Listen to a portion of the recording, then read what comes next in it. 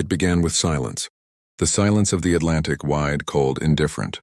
On September 3, 1939, as Britain declared war on Germany, the world's greatest ocean became a battlefield.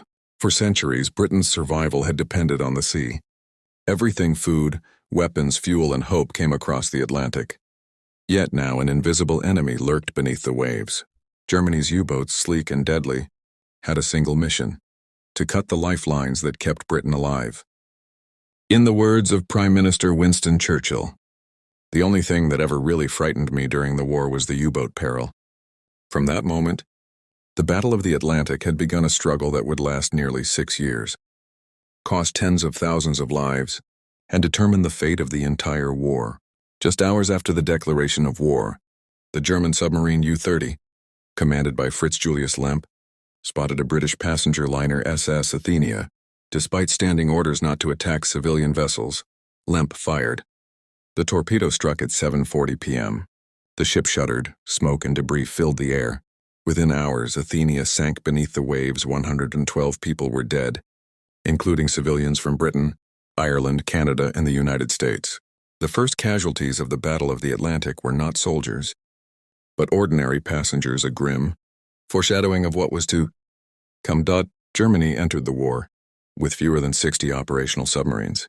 Yet under Admiral Karl Dönitz, the Kriegsmarine's U-boat fleet was trained to hunt with precision. Dönitz envisioned the ocean as a hunting ground. Convoys of merchant ships, slow, unarmed, vulnerable, would become prey to his wolf packs. U-boats operated in silence, stalking their targets through periscopes. At night, they would rise to the surface using diesel engines to chase and strike. The sea offered no protection. Every torpedo fired sent not just a ship to the bottom, but hundreds of tons of cargo grain, oil, ammunition desperately needed by Britain. By the end of 1940, U-boats had sunk over 1,000 Allied vessels. Britain's food stocks fell dangerously low. The island stood just weeks from starvation. The Atlantic convoys became Britain's lifeline. Each convoy might include 50 to 100 merchant ships, escorted by destroyers, corvettes, and armed trawlers. They moved slowly, barely 9 knots, across thousands of miles of open ocean. To the crews, it felt like crossing a graveyard. They slept in damp bunks, ate cold rations, and listened to the hum of sonar. Each ping could mean safety or death approaching from the deep. The Royal Navy was stretched thin, protecting not only the Atlantic, but also the Mediterranean and Pacific. The Royal Canadian Navy, still small in 1939, began to grow rapidly. Soon it would play a vital role in escorting convoys from Halifax and St. John's to Britain. When France fell in June 1940, the U-boat threat grew far worse. From new bases along the French Atlantic coast, Lorient, Saint-Nazaire, La Rochelle, the German submarines could now reach the open ocean in hours instead of days. This changed everything. The convoy routes were longer, the escorts fewer, the danger constant. U-boats struck in groups, attacking by night and disappearing before dawn. For the men aboard merchant ships, there was often no warning, just an explosion, a flash, and icy water rushing in. One survivor described it. "You heard the crack, then you were flying through the air." The ship was gone. The ocean was full of fire. By late 1941, Britain's shipping losses reached catastrophic levels. Over 7 million tons of cargo sunk. To fight back, the Allies refined their convoy system. Destroyers and corvettes equipped with ASDIC sonar began hunting submarines beneath the waves. Depth charges thundered through the deep, shaking hulls and scattering men below. Yet the ocean was vast, and U-boats could wait, patient, hidden. A sailor aboard HMS Hesperus wrote in his diary, "You see nothing but gray. You hear nothing but the sea. But you know, somewhere, someone is watching you." In these early years, the Battle of the Atlantic was a war of endurance, not of great fleets, but of small ships and invisible enemies, of constant fear and relentless courage. By the winter of 1941, the Atlantic had become a graveyard. The ships that crossed it carried the hopes of free nations, and the men who guarded them knew that somewhere beneath the surface, death was waiting. Each journey across the ocean was a gamble. For every convoy that reached Britain safely, another was attacked, and deep below, the hunters of the Kriegsmarine, the German U-boats, had learned to hunt as one. In 1941, Admiral Karl Dönitz perfected his strategy, Brutal tactic Wolfpack tactics. Instead of lone submarines striking at random, Donitz coordinated groups of U-boats to attack convoys in overwhelming force. Operating from bases along the French coast, dozens of submarines patrolled the ocean.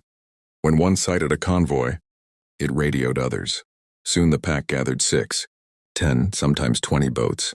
Converging silently through the night, they waited for darkness, then rose to the surface, engines roaring, and attacked together. The escorts, a handful of destroyers and corvettes, were outnumbered and outmatched. The night sky erupted in fire, tracer rounds cutting across the waves, explosions lighting the sea. Life aboard a German submarine was claustrophobic, humid and perilous. Space was so tight that men slept beside torpedoes. The air stank of diesel, sweat, and metal. During long patrols, sometimes lasting 60 days, the crew existed in darkness, their only light red lamps. When diving, air pressure crushed their eardrums. Condensation dripped constantly from the steel ceiling. And yet, they were deadly efficient. They struck fast, sank ships, and disappeared beneath the waves before escorts could react. To the Allied merchant crews, they seemed almost supernatural, silent predators from the deep. By early 1942, the Allies faced their darkest period. There was a stretch of ocean between Newfoundland and Ireland, beyond the reach of any Allied aircraft. This was the mid-Atlantic Gap.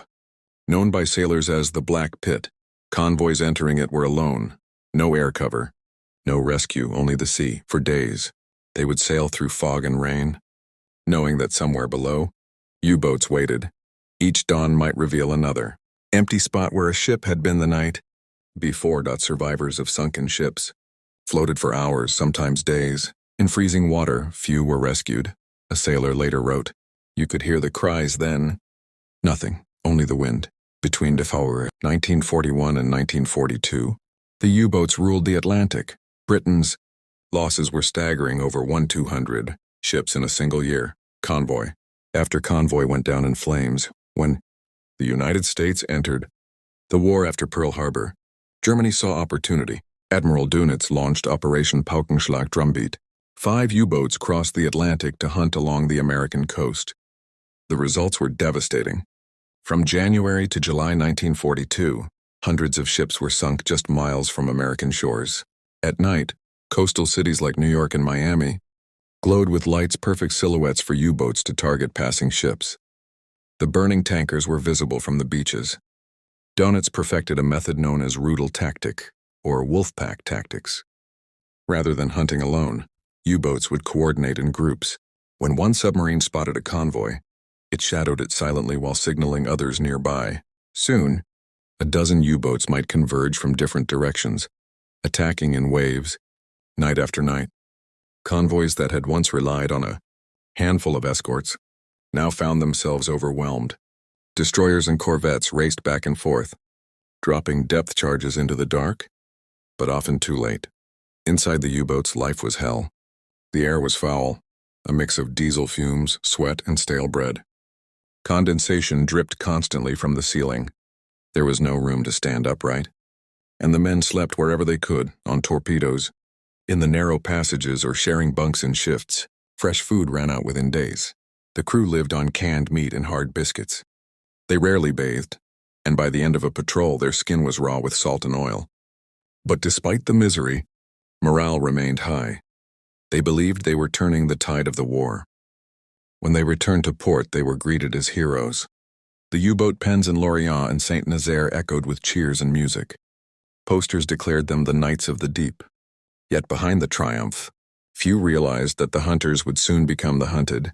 The sea became a graveyard of ships, broken hulls and drifting debris, carrying oil, coal, grain, and the hopes of a starving Britain. Between 1940 and 1941, more than 2,000 Allied ships were sunk. The tonnage lost was staggering, and over 7 million tons of cargo. Britain was bleeding at sea. In 1941, the British began to fight back, not just with ships and guns, but with intelligence.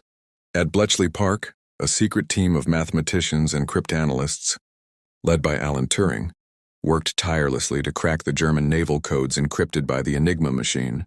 Each intercepted message held clues: the location of U-boats, Their patrol routes, their fuel limits. When the first codes were deciphered, it changed everything.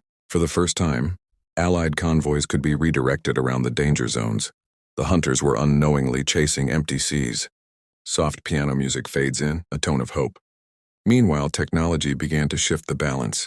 The British developed radar, sonar, ASDIC, and new depth charges that could reach deeper than before. Small escort ships called corvettes were mass-produced. Their sole purpose was to guard convoys day and night. The ocean was still vast and deadly, but for the first time, there was light breaking through the storm. By late 1941, the war had reached a crucial turning point. Germany's invasion of the Soviet Union had drawn much of its resources eastward. And in December 1941, the Japanese attack on Pearl Harbor brought the United States fully into the war. The Atlantic, once the battleground of Britain alone, now became the shared responsibility of the Allies. American shipyards began producing Liberty ships, massive cargo vessels built at incredible speed, one every few days. The tide of industrial power was turning against the U-boats. Yet Dönitz was undeterred. He believed that with enough submarines, victory was still possible. He ordered new models, longer range, faster diving, deadlier than before. The war in the Atlantic was far from over. When the United States entered the war in December 1941, the ocean suddenly expanded into new killing grounds. The German U-boats, emboldened by their successes in the North Atlantic, turned westward toward the American coast. The Americans called it the Second Happy Time. For the Germans, it was open season. For the Allies, it was a nightmare. In early 1942, German submarines prowled the east coast of the United States almost unopposed. Night after night, their silhouettes appeared off the coasts of New York, Virginia, and Florida. Tankers and freighters sailed with their lights on, cities behind them glowing like beacons, unaware that beneath the waves, the enemy was watching. One after another, ships were hit. Oil tankers exploded off Cape Hatteras. Freighters went down in the Gulf of Mexico. Bodies and burning debris washed ashore. Grim reminders that the war had come to America's doorstep. In the first 6 months of 1942 alone, 397 ships were sunk off the U.S. coast. The Americans were unprepared for submarine warfare. Convoy systems were slow to form. Coastal defenses were minimal. For a time, the U-boats ruled the western Atlantic. While one group of submarines stalked the American coast, others fanned out across the mid-Atlantic. Convoys bound for Britain from Canada, the Caribbean, and South America became easy prey. By mid-1942, Admiral Dönitz commanded nearly 300 operational U-boats, and his dream was becoming reality. New bases in Norway, France, and even remote outposts in the Bay of Biscay allowed his forces to range farther than ever before. Each U-boat carried a crew of 40 to 50 men. They were isolated for weeks, sometimes months, communicating only through brief coded messages. Their lives were ruled by silence, darkness, and sudden death. Yet the morale remained almost fanatical. In their cramped steel tubes, the men celebrated every sinking as a blow to the British Empire. They painted victory emblems on the conning towers, little merchant ships for each target destroyed. In ports like Lorient and Brest, those towers were covered in marks of triumph. But beneath the pride, cracks began to appear. Losses were rising. The Allies were learning fast. The turning point began not with a single battle, but with thousands of small, clever innovations. High-frequency direction finding, Huff-Duff, allowed escort ships to pinpoint radio transmissions from U-boats coordinating their attacks. Radar was fitted onto aircraft, allowing them to detect submarines even at night or through clouds. And on land, Bletchley Park continued to break the enigma. Codes, giving the Allies an invisible advantage, but the most crucial weapon was the airplane. Long-range patrol bombers, such as the consolidated B-24 Liberator, began closing the mid-Atlantic gap, the region once beyond air cover. Now no corner of the ocean was truly safe. Sound, low hum of engines, distant waves, a watchman shouting, "Aircraft sighted." Convoys were no longer helpless. Corvettes and destroyers circled constantly, dropping depth charges in rhythmic, thunderous bursts. The hunted had become the hunters. The spring of 1943 brought some of the most ferocious battles of the entire Atlantic campaign. Convoys ONS-5, SC-118, and X-229 became names etched into naval history. In April, convoy ONS-5, 50 merchant ships escorted by destroyers and corvettes, was ambushed by a pack of nearly 50 U-boats. For 5 nights, the battle raged in freezing rain and heavy seas. Ships exploded in sheets of flame. Men clung to wreckage in the darkness, praying for rescue that never came. But this time, the outcome was different. As dawn broke on May 6th, Allied escorts counterattacked with deadly precision. U-boats were sunk one after another.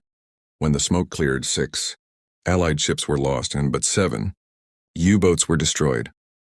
By mid-1943, the Battle of the Atlantic had reached its climax. Donitz's submarines were losing faster than they could be replaced. Each patrol returned with fewer boats. The once invincible fleet was being strangled by Allied technology. In May alone, 41 U-boats were sunk, the worst losses in German naval history. Dönitz, realizing the slaughter, ordered a temporary withdrawal. The Battle of the Atlantic had turned. From then on, the U-boats were no longer a strategic threat. They would fight on, but the dream of starving Britain into submission was over. Music swells, somber strings and distant thunder fade into calm ocean sounds. Those who survived the Atlantic remembered it as a place of ghosts.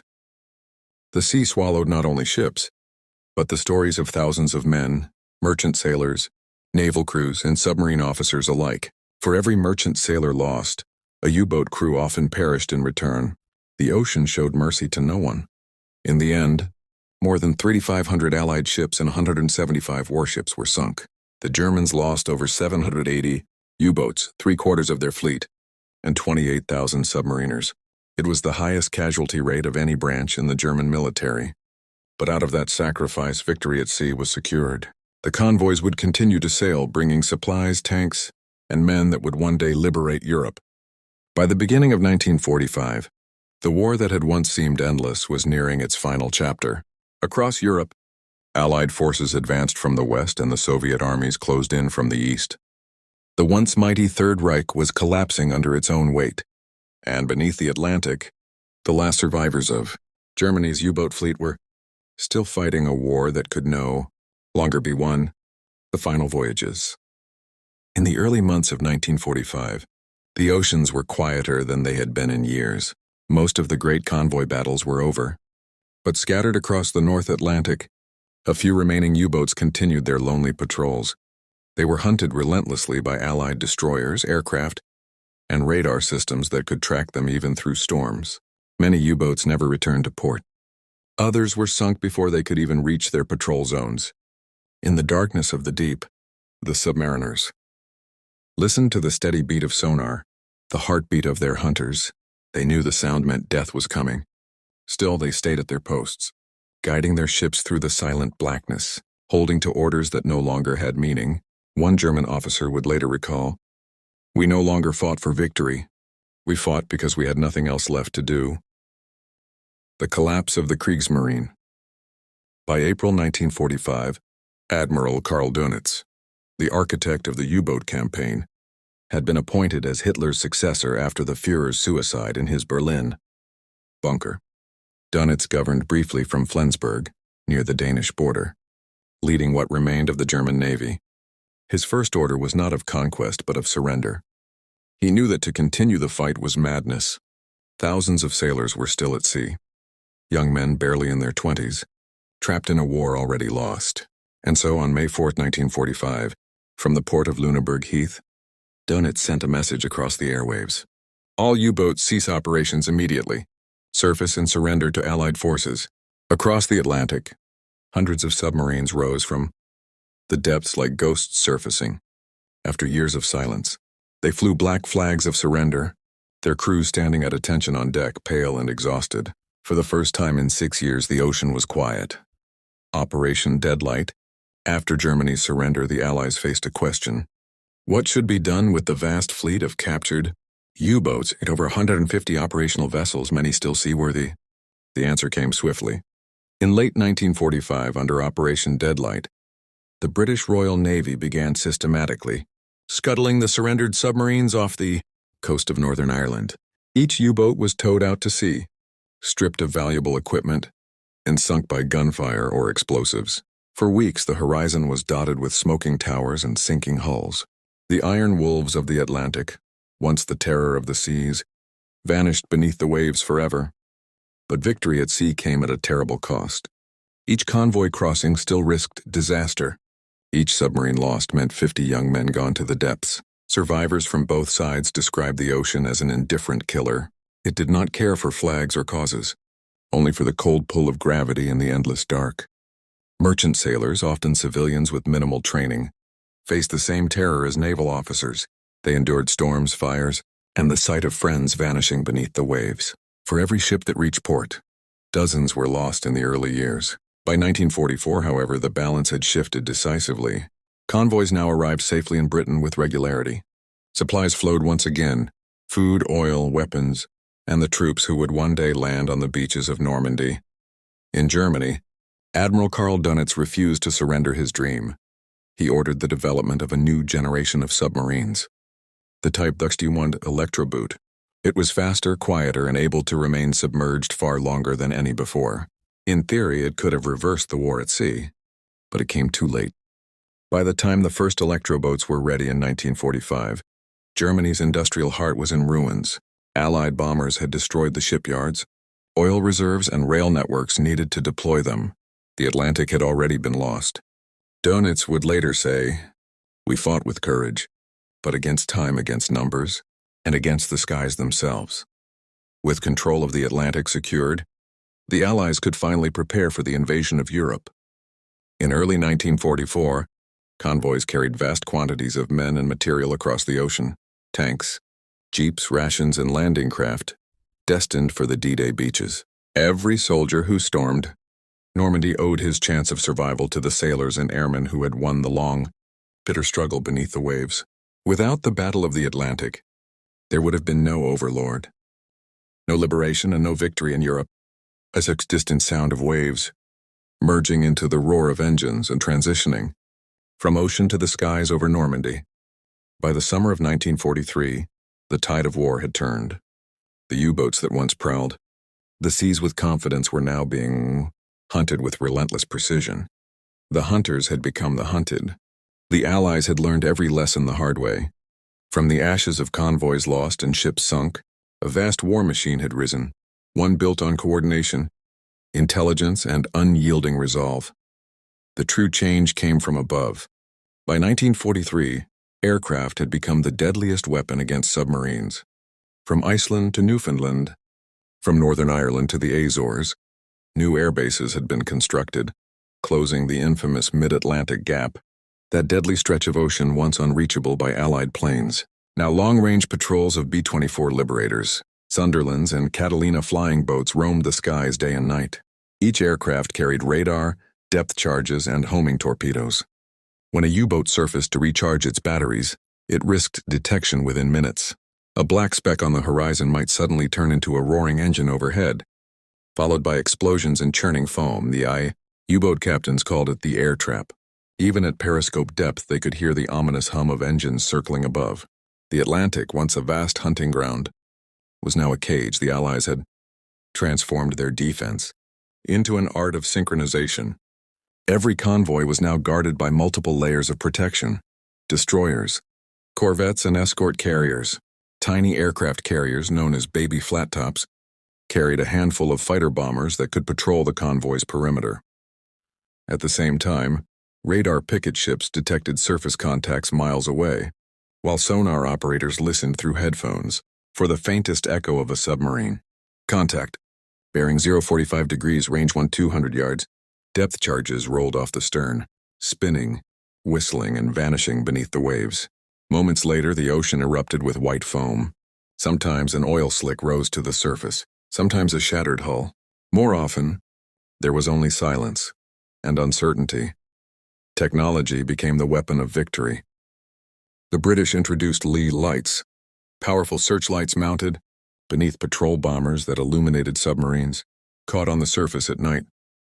The Americans deployed the Mark 24 Fido acoustic torpedo, which homed in on the sound of submarine propellers.